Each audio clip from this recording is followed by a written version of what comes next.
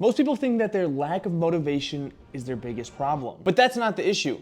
The issue is that your brain has already decided who it thinks you are. And until that changes, your life won't. Let's imagine two separate people. Somebody that wakes up, goes to the gym, eats a nice breakfast, gets their nutrition in, gets their supplements in, goes to work, works on their projects, works on whatever it might be that they're working on. Person B, somebody that wakes up, scrolls TikTok, always mentions that they want to do something, but always mentions that they're going to start tomorrow. Now for the big question, why?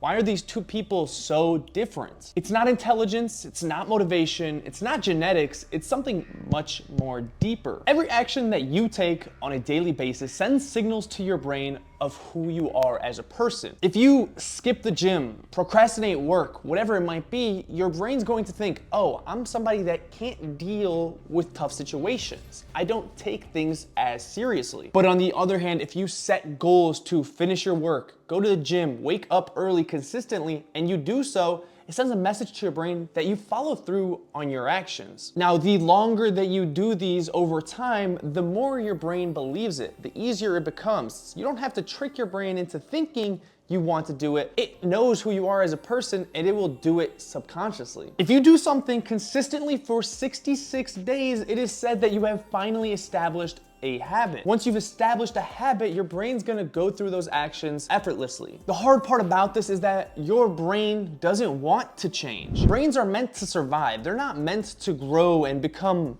dynamic in all these different realms. They're meant to keep you alive. Waking up early consistently takes a lot of effort on your brain. And initially, it's gonna think that you're doing something wrong. You're not somebody that does this normally. But over time, it's going to adapt. It's gonna realize that this is the new norm and that you're establishing disciplines. The issue with starting something new and something big like this is that you're fighting against years of brain's programming. All the stuff that you've done to this point has programmed you into a certain way. Trying to start something new is like taking that and taking it from scratch, doing something completely fresh. This is why most people fail when they try to improve their lives. They want to change their actions, but they don't want to change their identity. Similarly to this, your brain loves comfort. It doesn't like exerting energy it doesn't have to. If you're tired, if you're bored, if you're whatever feeling you're feeling, it's gonna reach for the easiest solution possible. And in today's age, there's plenty. There's social media scrolling, Netflix,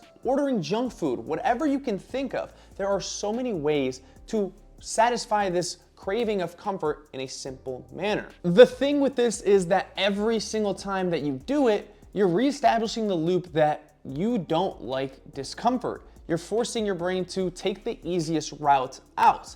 Most of the time, you feel bad afterwards because you're like, oh, I just shoved a double cheeseburger in my face when I'm not trying to. You would have felt great for the time you're eating it, a short period after. But then you're like, dang, I was on a good diet. I was eating salads, I was eating healthy for so long, and now I ruined it. It kind of sends a negative signal back to your brain. The more frequently that you break the cycle and the longer that you stay in it, the harder it's going to be to escape. The faster that you can change and fix the way that you look at this, the easier it is for your mind to adapt to that. But like we mentioned in the beginning, your identity isn't permanent. It's constructed. It comes and goes in pieces. Everything you do from now to the future will construct a new identity.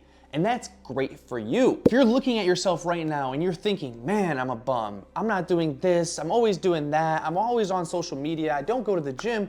You can change that. All it takes is consistently working through a set amount of actions and changing the way that your mind feels about them. If you start thinking of yourself as somebody that goes to the gym, your mind is gonna be reinforced once you start going consistently. You can say all you want, but until you bring the evidence forth, you're not going to actually change. You could say that you're into health and nutrition as much as you want, but if you're not actually going to the gym or actually practicing healthy cooking, you're not following through. There is no evidence of it. You could have all the information, but you have no action. It's small acts of discipline, like going to the gym when you're tired and don't feel like it, or cooking a meal when you thought about ordering takeout. These are the small actions that repeatedly over a long period of time are going to change your true identity. Finishing tasks that you've been pushing off, going to do things that you said you would, is proving yourself right and establishing a positive identity. Once you start doing these hard actions that